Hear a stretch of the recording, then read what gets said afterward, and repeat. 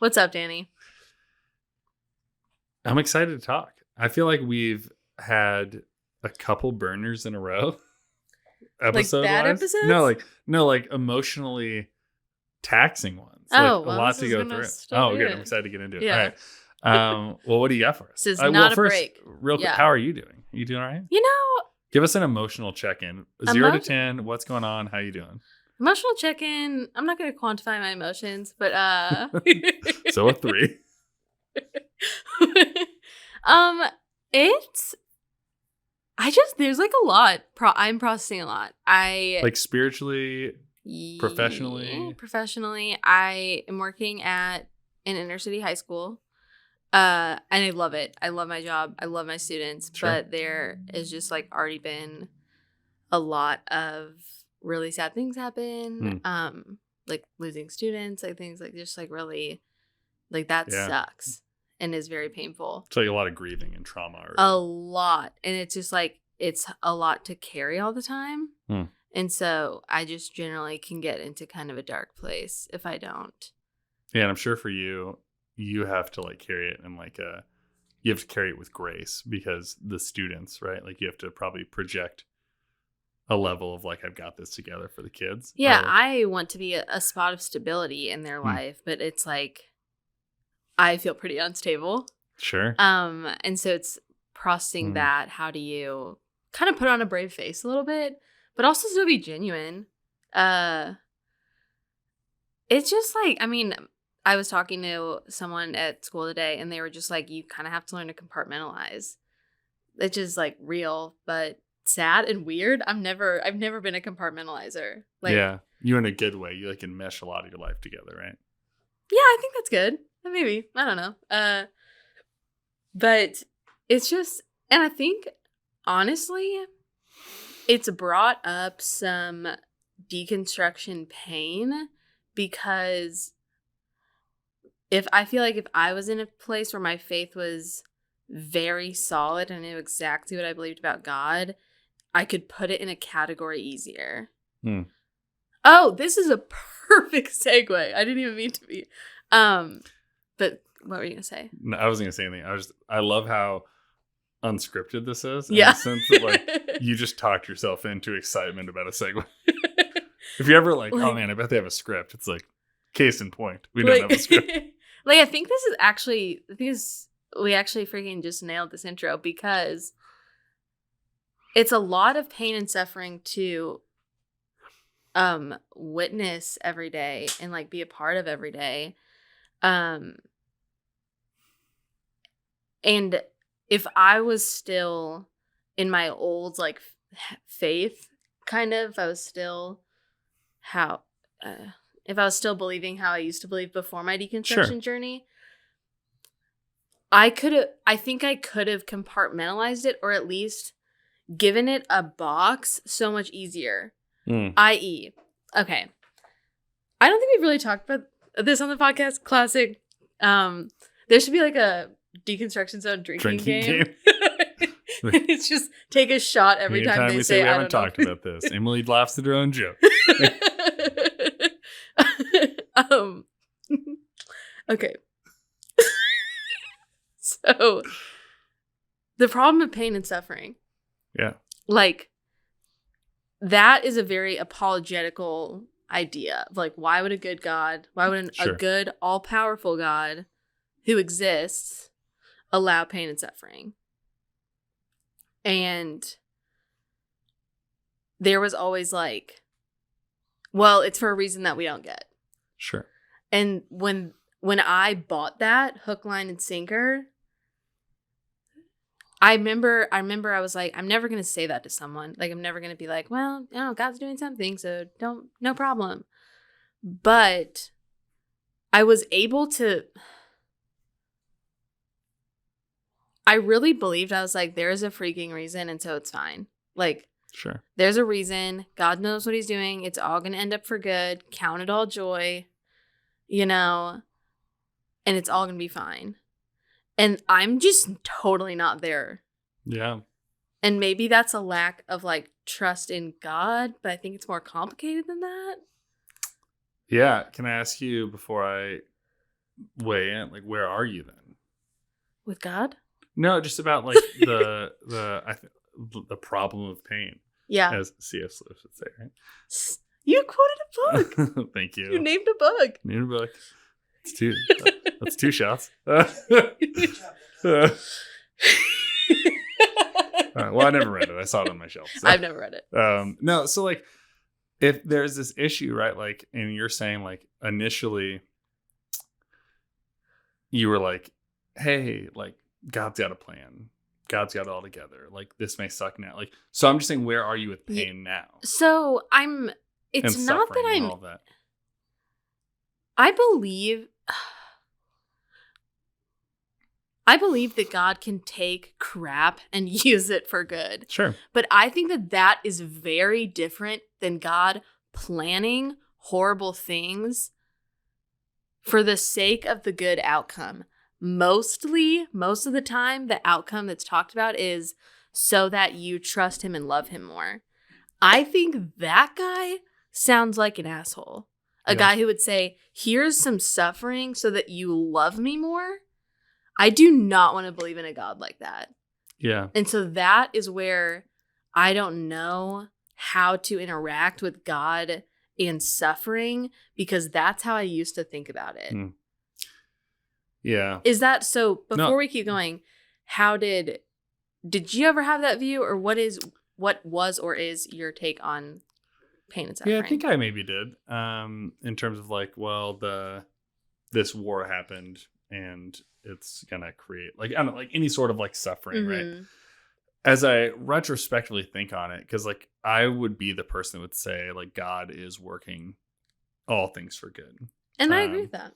I would say my framework would be not to be God caused it to then bring forth the good work. But I do think I've heard people say that, and I think that's a pretty, especially if you like really start to pull back the curtains a little bit, like it's pretty egocentric, right? So like if you're the person, like if you die, so that God will make me come to faith in him. I think that's really interesting, because that's only like you didn't get to have any say in that. And I'm the one that crafted it. So like maybe it brought me to faith in Jesus. I think that's wonderful. Like that could be a thing. But I think to say God did that to you for the sake of me is interesting. I would also say I don't know that's not a thing, because like if the end goal is paradise and we believe that there's an afterlife that's paradise, like you just got to get there faster than I did. Like I think that's pretty wonderful. Yeah. But I do think like the idea that God is arbitrarily choosing to make people collateral damage for me is egocentric. That's what, so this, for some reason, as I've been processing this, the line that keeps coming back to me is a line that actually Mark Driscoll used a lot in the Rise and Fall of Mars Hill podcast, which by the way, we need to talk about just separately. And Dustin and I already dipped a toe. We're ready to get into it with you at some point. It was intense. Oh, I know. But he always says there's a pile of bodies behind the Mars Hill truck. Oh, jeez. I hate that line. Yeah. Hate that line. But sometimes I feel like that's how we talk about God and faith and God's kingdom, is that God is just, this is my freaking kingdom and this is my plan, and I don't care who is collateral damage. Like I recently was at like a worship night thing, and the guy was like, you know, sometimes God had people in the Bible go through really horrible stuff just so that we could learn from it. And I was like, no, God is not, we are not pawns in God's game to like get his thought across. God has a heart toward us. Yeah. And the idea that the Bible is simply a book that like God is preparing for 2022, right? That like, hey, I'm going to do all these things to these people so that when Danny and Emily and whoever read it, like then they will be trained, like all these bad things will happen for us. Again, that's pretty rough. I also think like this is a thing that I find to be hard about the Mark Driscoll kind of theology. Yeah. Is like he's essentially saying that it's like, and his is different. And so this maybe it's its own episode and conversation on its own. But he's essentially like, anyone that's not on vision with where I am is left behind. He's not saying people that are hurt by the church. He like are hurt like God. Like he was just like, these are all people that were detractors from our vision. Yeah. But I think that's what we believe about God in some ways too. Yes. That like God is not just using the like I think about my grandpa, right? Like my grandpa passed away of cancer when I was 11. Mm. Like we talk, like it was a big formative moment. It shaped a lot of my story. I think about that. Like people would be like, God used that. I think God could use that. But the difference in the lens is like he was an awful person that got smited to then use for my. That's a different idea than like he passed away and God used like a hard thing for good rather than God caused a bad thing for only the sake of me. That's exactly it. And that's what I think is so difficult and what we need to talk about more with suffering. But it's like, I don't. Well, let's bring it back to school real quick. If you're okay that's with that. great. Like, that's great. Because like I wonder for you, like how like you're in a secular environment. Mm-hmm. May the Lord be with you. And also with you. How like because for you it's like Jesus matters to you, is at the center of your life, but not at the center of what you're doing every day. Yeah. It maybe is. That's maybe an unfair thing to say, but like you're not at a saying. Christian school, you're not at a place where faith can really be talked about for good reason. Like, and so like for you, when you go home at night and your heart is heavy, where do you immediately go to, and when does your faith in Jesus intertwine to that? Like, so that is a phenomenal question, and I think that is where I'm struggling because I immediately go to God. Like my gut reaction, I'm not trying to like, gas myself up, but like my gut reaction really is like, I cannot carry this alone. I need God to be with me. sure. Like I believe like one thing that I love about Jesus is that he experienced our suffering. Like one of my favorite lines in the hymn, Come Thou Long Expected Jesus, is come to earth to taste our sadness. Like that, he came to do that. And so I feel like I can run to God and ask him to hold it. Or I feel like I used to be able to do that, but right now that's really hard because I'm so like, why aren't you doing anything about it? Like that is really, and before I would have been like, you can't ask that question. Like just God has a plan. And it's just, I'm more willing to be really real about the fact that I'm pissed. Yeah. So is you being pissed and you wanting God to intervene, and this, because I think this is actually the most applicable question to our audience that we've ever had. Yeah. Is like, do you think that negates God having a plan? Like, and I'm not presupposing either way, but like, can God have a plan and you still be pissed and hoping God will intervene?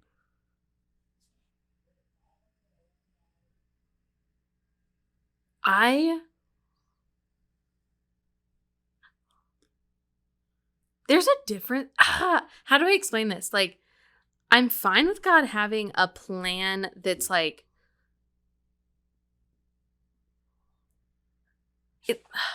I'm trying to describe this.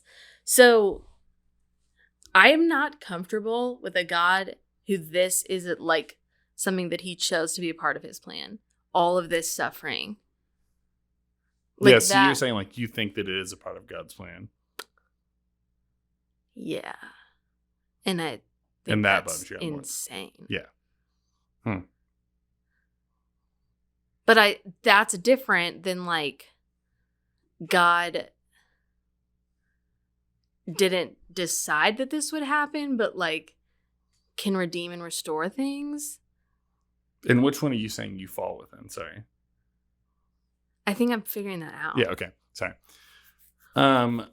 Yeah, I think that's the hard part about it, right? Like I wrestle a lot with my own level of like frustration and pain and trauma on certain things and why did this happen? And I don't know if you ever felt like this, but sometimes I feel like I'm just like constantly swimming up out of underwater, and it's like, when am I like going to get out of here, right? Yeah. Or, like within like the pain of things that are like swirling around or the obligations or whatever. But I wonder, like, and maybe this is just me being optimistic in the midst of that, like waiting for a gulp of air. But it's like, where does God lose power and sovereignty by having those things happen, but us like not believing God caused them to happen. You know what I mean? Like where I believe like God still has power to redeem things, even if God isn't actively causing them to happen. Yes. That's where I would like to be. Yeah. And I think my brain is getting there, but my natural inclination is like we were always taught like suffering is a gift. Yeah. And you take it and you love it because it's going to make your faith better. Yeah. I mean, I remember I had a friend in youth group be like, I'm praying for God for suffering because I just want to love him more. Yeah. And I was like, oof. And now you're seeing suffering as less of a gift because you're seeing it in other places. Seeing it also in so much quantity and density for teenagers to be handling that it's like, this is not okay. Yeah. Yeah, it's a different thing. Like when you take it out of the controlled petri dish of what you were in. Not to say you didn't have a hard life, but like it's much harder.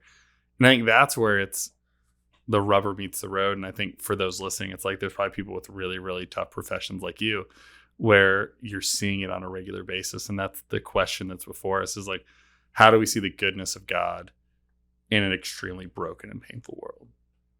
Yeah. And how do we trust God? Because is that part of your question? Is like, how do you trust a God where you're seeing this happen? Kind of. It may, or... Yeah. Like, do you not freaking care or love these people? Mm. And that's really, it's so easy to do when it's when you're talking about it at apologetics camp. Yeah, it's sterile. Yeah, you freaking, I've read so many articles about the problem of pain and suffering and how to work through the logic. I could totally sell it to you right now if I wanted to. But that's not real life when you see this much suffering and you're just like, where is God? And I'm not saying that I am owed all of God's reasoning, or at least I'm not trying to say that. But like, I just don't see any way that this could be worth it. And maybe that's the language issue, right? It's not that it's like God's like, we're gonna do it, but it's worth it. It's more like this sucks, and yet God can still bring good out of it. Well, part of your framework I hear a little bit is like everything is happening. If God is sovereign, everyone's predestined, there's the elect. Every moment is a chess piece in the eventual winning of those that were the chosen, right? Do you think God planned every moment of the world and of life? I don't. So I'm not a predestination person. So that's not really, yeah. So like, sorry, I think God knows I actually them. was thinking about this today. Sure. Psalm 139 says, in your book is written every one of them, the days which were formed for me, when as yet there were none of them. And when I first read that, I took that as God literally formed each one of my days exactly how he wanted, so that I will like be sanctified into like glorified Emily in the image of God. But now I don't really think that. Do you think that? I think I have a calendar that has every day of the year 2022, but I don't think the calendar knows everything that's going to happen on that day. But that every day was written into that calendar. But every day is a blank slate that has been written into it, right? And so I think like God can know every day that's going to come. And I've said this 100 times, add to the drinking game, speculation and theology, right? Like, but I do think that like for me, I'm not a predestination person. I think God is omniscient, and I think we have free will. I think that God knows all that's going to happen, but I think that there's some level of paradox within that I don't fully comprehend, because the God that I worship doesn't operate in time and space like I do. Like I think that's the thing that I find is the most detrimental to the conversation of time and space and decisions and pain and suffering, is we're having our God play by our rules. And I think God is operating with a different set of rules or tools or whatever you want to say. And so within that, like something really terrible happen and God can work it for good. But did God make it happen? I don't think so. But did God know it was going to happen? Maybe. But I just don't know that. And this is maybe going with the side of where you disagreed at the beginning. Like, I don't know when it's all said and done, that we can all look back with God in retrospect and see the impact as a total, that it wasn't positive, even if there was something really hard in the micro. Because like I've had like really, like I think about, again, like my divorce, one of a terrible situation. And I think back like, man, I wish I never would have gone through this. But then I wouldn't have had Knox and Joe. Like, had I not done any, I would have never met Annie. Yeah. Like, there are things that wouldn't have happened without those moments.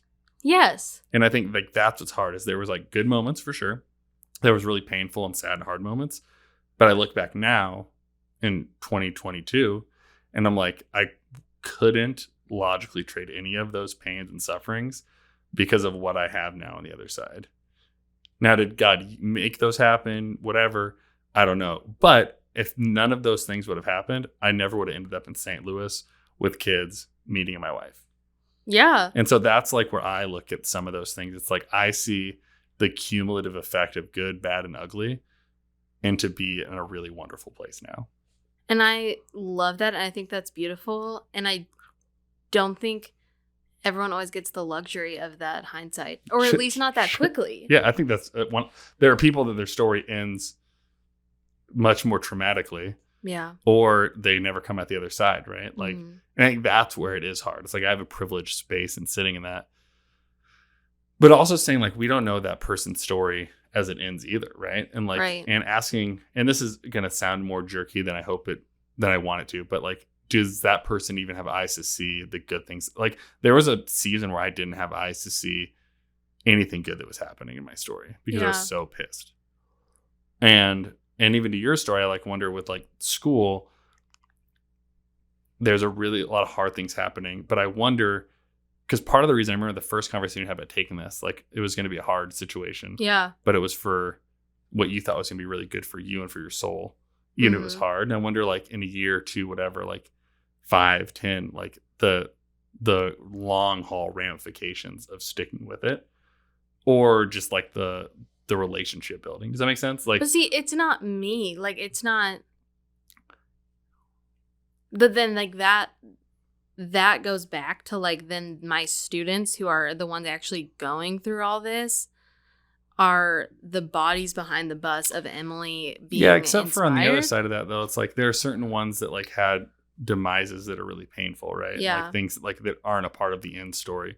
But then you look at everyone that was a part of that story and it wasn't for your end. Like, because you can only know your story. Yeah, absolutely. But like, how are their story? Like, that's one thing I wonder too in this. And like, who is the student of yours that's at home right now that's like, man, Miss Zell said something to me like just blew my mind today in terms of this pain. And it's like shifted their life view.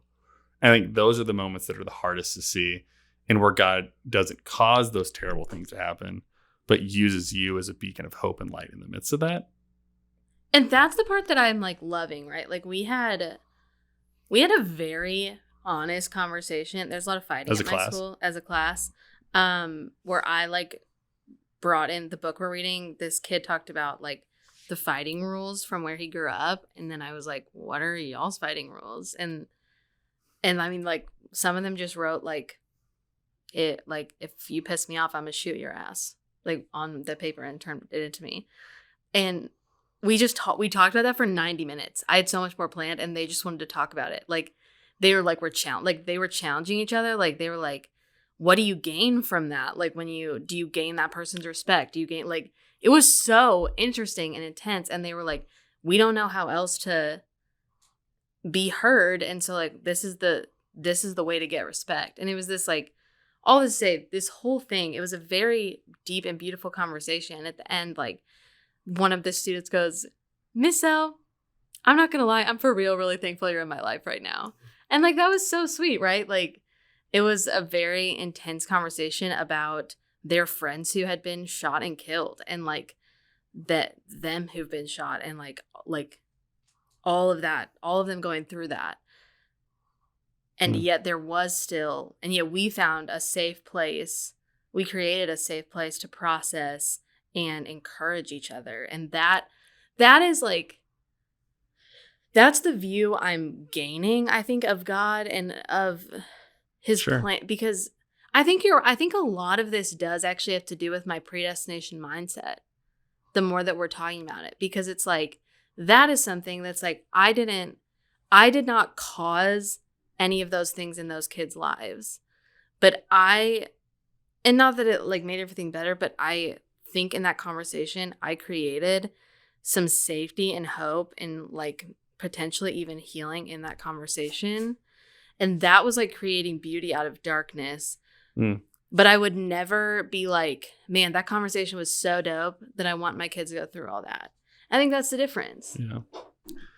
Yeah, right. And I think that's the idea too, of like being like, this thing had positive outcome, but I wouldn't want everyone to have to go through it, right? Yeah. Also, is there some level of like guilt in that, like, and this is a true question. I'm just like popped in my mind as you're talking, but like, as someone that believed for a long time you were a part of the predestined elect to see awful things happen to other people, does it just feel like you feel guilty because you're part of the group of people where it's like, whatever happens to me, it doesn't matter because I'm chosen? And the answer could be no, but like, I was thinking of my own level of, like, if I watch these things happen to the people, I'd be like, I don't know that because I've never held that belief before, but I was like, would I feel guilty? Like, do you like have any level of that? No, because I don't think of myself as like an elect anymore. So it's like, it's not that, but You've turned in your membership card. I know. Still have my rated R for reform sticker. But it's that like, okay, this is gonna maybe seem off topic, but it's gonna get us back on track. Sure. I didn't know we were off track. So. Do you? That's my favorite, is when I'm like, can we go back to what we're talking about? You're like, I thought what did I say one time? It. Can we get theological for a second? Yeah, that one hurt. I know, sorry. Do you think that God ordained Annie to be your wife? No. So whoa, okay. But I do think like maybe God knew that was going to happen. But like I remember I had like named Steve Sherwood. He was a professor I had in undergrad, and I remember freshman he was a Christian ministries professor, and love the guy. Steve, if you're watching, you're the man. But someone asked him about that, like, do you think God chose? And he's like, no, I like think I just like found my wife, and like it worked out, and like we choose each other every day, and like everything. So I think like I delineate between God knowing something's going to happen and God forcing it to happen. Like, if that makes sense. Yeah. Like God's knowledge of it doesn't mean that God said this had to happen. I do think Annie and I are wonderful, perfect fits for one another. Aww. But I do think that came out of searching and introspection and work. But like, I also like, maybe God did. I don't know. But like, I don't need God to have said like, I put Annie in your path. But I also know like the number of people in our life that helped point us to each other was pretty wonderful. And so I think God was in the midst of us finding each other when the season was right. Like, had it been 2-3 years earlier, 2-3 years later, we might not have ever met each other. And so the circumstance and timing was right.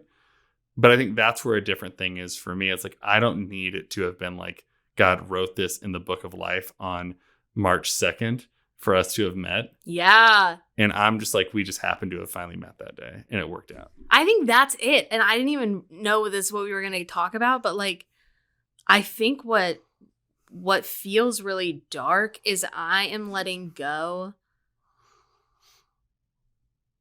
of the idea that God like decided everything that was going to happen. Yeah. That is a lot to let go. Yeah, and especially in a 40-minute podcast. Yeah. Yeah, and I did it. It's perfect. I'm perfectly done. And no more problems. Yeah, but it is like, I think like, so I will say, I say never. Predestination was a big part of my upbringing. Mm-hmm. I remember like I was a dissenter as like a middle schooler about predestination. And I think there's tons of people that love it. And you were one of those like Arminian kids? Yeah. I didn't know what Arminianism was till you met me. I was in seminary. Oh, okay. So like 2 weeks before I met you. So, but yeah, so for me, like, I think like I had a problem with it initially, but here's one thing that I at least have some level of self-awareness to ask is that like, just because I have a problem with it doesn't mean that it's wrong. Yeah, I get that. Now, I do think there's some problematic natures of predestination. It seems controlling and manipulative, and I think we're confusing God's sovereignty and omniscience, or like all-knowingness and all-presenceness, to be like saying things are going to happen. But I don't see those things being mutually exclusive. So do you not think that God is all-powerful? I do think God's all powerful. He And just all-knowing. chooses not to. Do you know I've never seen Bruce Almighty?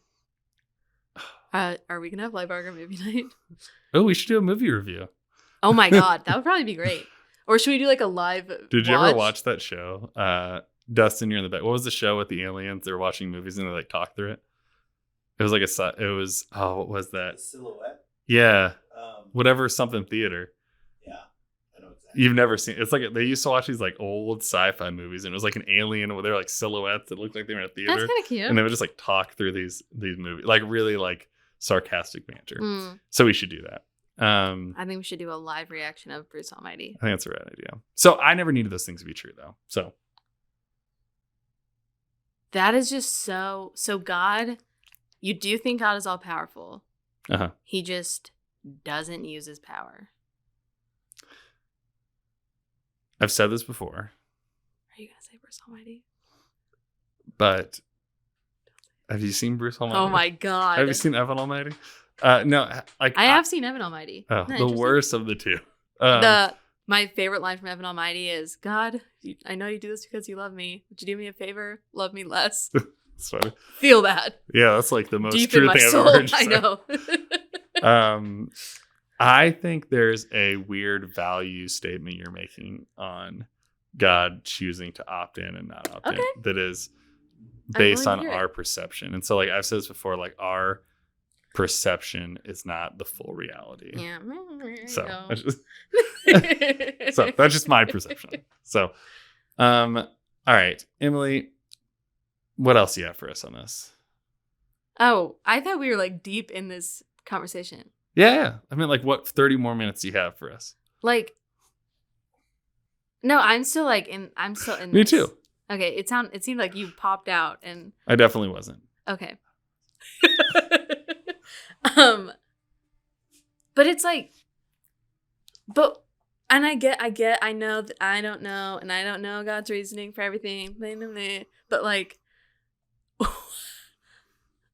what is that? What in the world is a God who has all the power and doesn't use it? Because again, this is how I was taught, that we have free will so that God feels chosen. Yeah. What the hell? Yeah, I just don't. That is so egotistical.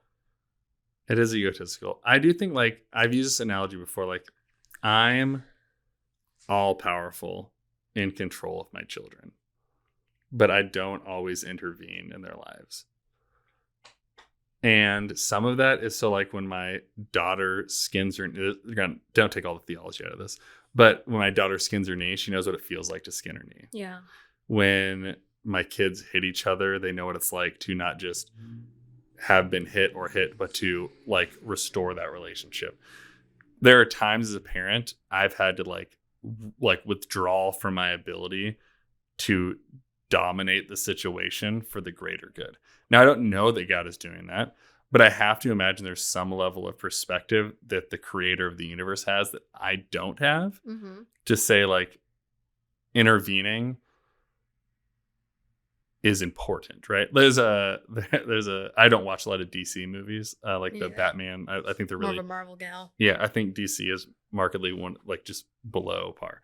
But there's a Lex Luthor line in I think it's Batman vs Superman. It's like, either God is all powerful but chooses to do nothing, or God is not all powerful and just like all knowing and like just chooses to observe or whatever. And I think like those don't have to be the only options. It can't just be like God knows but chooses not to do anything, or God's powerful and chooses to like dominate or not dominate. I think like there has to be some level of nuance in the discussion. And like we're looking at it in terms, sometimes I think we think God is a superhero. And it's like that's the content we're consuming. And we view God as Thor or a Captain America or Batman or Superman. It's like God is like has way more to that. To quote Shrek, he's like an onion, lots of layers. Yeah. So I don't know. I have a hard, like, a lot of things you ask aren't even on my radar of things that I care about to ask. But like, it just doesn't like, it doesn't cross my mind. But I wonder, is it because I don't think it's become a better Christian or because I trust more? It's just, maybe it's what we're interacting with caused me to engage with it in a different way. No, it's very interesting. I didn't even know this was my issue. But it's like, there's a Charles Spurgeon quote that's like, I've learned to kiss the wave that crashes me against the rock of ages. And I remember hearing that and I was like, and that is so adorable. Like, I learned to love the storm that makes me like, you know, run to God. And that's great. Okay. Like, whatever. If I have something bad happen to me and that makes me lean on God, whoop-de-doo. But it's like, people are dying.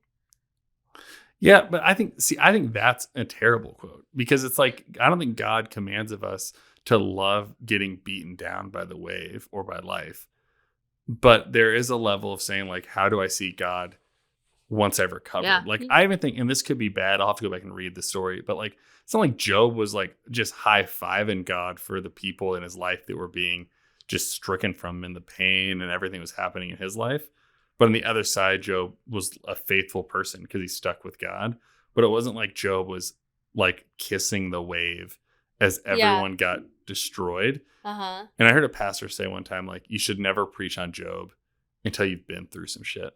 And I think love that. And I think that's part of it too. It's like, he said it a little differently than that.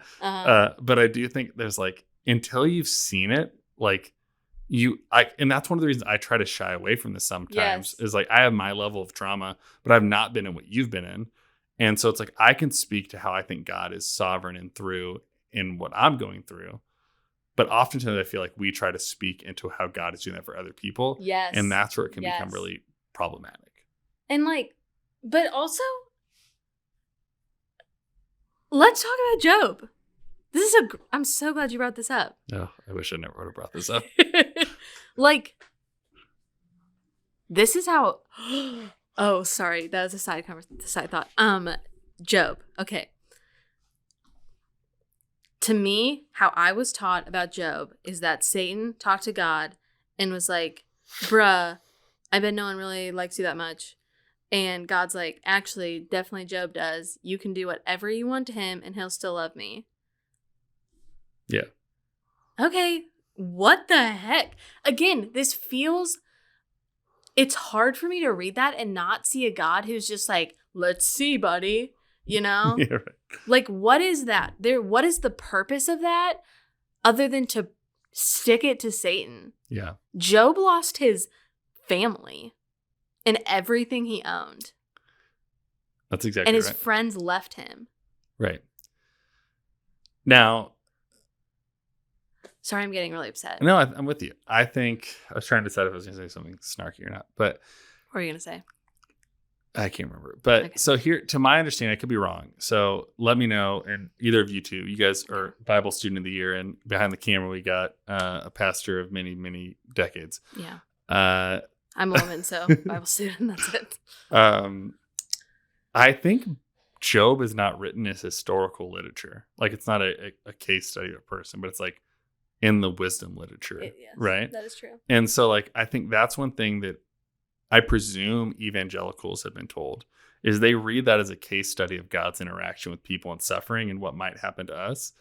And it's like, what is the truth that's being written into a wisdom piece of literature? Which is like, because you have to think about the person writing this, and this comes to my framework, right? Like, I don't believe that the Bible is the 1000% word for word, like God said, write it this way. So this is people wrestling with, how do we tell the story of a God that is with us in a time of great famine, great need, great death, great division. And when we feel like terrible things are happening to us, they're reconciling that. And so, like, and then we read it now in 2022 and we're like, well, we have a God that's like bartering with the devil to like torture us. But I don't know that's how they believed it or understood it. They were just like, a lot's happening. And how do we reconcile God being with us? And we read it with like, there's a lot happening. So how is God against us? But let's say we take it as wisdom literature. God says to Job, basically, did you make the world? Then you don't understand what I'm doing. Well, I would agree with that. But B, I would also say it's wisdom. So it's not a real conversation. It's a poetic conversation between that's fair. God and the person. But I would also say that like I didn't create the world. So like that's one of the things I think none of us, progressive or conservative, always are that willing to relinquish. It's like, I don't know the inner workings, the justice, the willingness, the desires of God, the depth of my being. Yeah. But we're also made in the image of God. That's true. I don't think I'm crazy for thinking suffering is bad. No, I don't think. You know what I'm saying? So the question then, and I love it. This is why I love these conversations. So then what does that suffering compel you to do? Like, I think that's the faith conversation. It's like, what are you then compelled to do because of your faith in Jesus, because of you thinking that's wrong and sinful? Like, then how does that compel you to like be the light of Christ in the world? Like, that's where I see the challenge of those stories. Yes, I do too. And that's why I'm at this school. And like, that's why it's important to me. It's just hard. It's just really hard. It's hard for me to interact with God when I'm interacting with so much pain. Yeah. Yeah. I get that. I appreciate you. I appreciate you. Snail. You got me so good.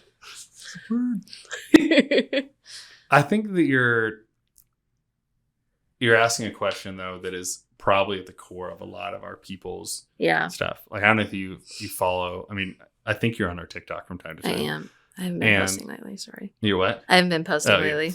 But the comments on a post, I think it was of you saying something from one of our last episodes, but it was about what your pastor said. Yeah. Kind of the indoctrination type thing, and like the number of people that are wrestling with their own pain and then how to find hope in that pain. Yeah. And so I think even though you're talking about your teaching experience and you're talking about what's going on there, like what at the core of it I hear is happening is a wrestling with pain and trauma. Absolutely. And I think that's what everyone's trying to figure out how to wrestle with, is that we're in a time of everyone has some level of that. Yeah. And I remember when I was in undergrad, we read a story about a guy who lost his wife in a car accident, wife and kids, and he like got up and preached about it the next day. And I still think about that all the time. Like, if that ever happened to me, what would I do? Like, what's the right way? Yeah. Like, do I have to lead and be up front and act like I have it all together? Do I get up and do I bawl? Do I take 6 months off? Yeah. And I think I don't know the answer to that question because it's never happened to me. Mm-hmm. But I think that's a question on all of our individual levels we're asking, is like, how do I handle whatever I feel to be the most traumatic trauma that I could experience? Or even the most minute. Because we're just like, absolutely, we're walking through it every day. And like, this is another quote that was like, when you cannot trace God's hand, you can always trust his heart. And it's like, they were like, even if you don't get why God's doing something, like, you know, God's heart is good. Yeah. And I like that, but it gets really hard to trust God's heart when you really don't see his hand. Yeah, I think it's true. I think we come from, like, I probably come, and this isn't like a good or bad, like, I think I probably come in with a higher level of inherent trust than you come in. Like, of God? Yeah, like, I think that's I'm like, if I don't see the hand, I still would trust, right? Like, to some degree. But I think you're in a place of much more faith deconstruction than I am. Like, yeah. I'm deconstructing my thoughts on the church. You're deconstructing your thoughts on what you've been told about God. Truly. And the church. Yeah. Yeah. But like this is an interesting conversation. And I love these ones because I feel like we're coming at it from such different perspectives. Mm-hmm. And that's the thing, is like, I thought you were saying our church backgrounds. And like, no, I think I was like very much like, I very much trusted God for a really long time. Yeah. But it's hard to see this amount of pain when you're kind of in a very like a unsettled faith. And it's like, I'm trying to figure out what I believe about God. And during all this, I'm trying to trust his heart. But what do I believe about his heart anymore? And how is what I'm seeing affecting what I believe about his heart? Like, it's very hard. I don't know.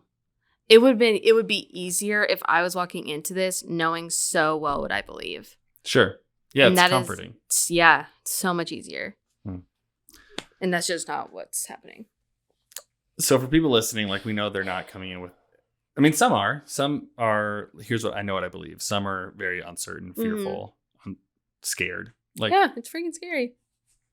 I would ask what your encouragement is and in that. And I Yeah. would say for me, like mine would be, I think, wholeheartedly engage in it and like trust that God will meet you there. But I think, again, we've talked about this before, like one of the things I hope that we can model here in this is like find someone that you can have a real conversation with about it and not like have to be wrong or right about it. But to share like, this is what's hurting me and this is what's painful. This is where I don't see God. This is where I maybe do see God.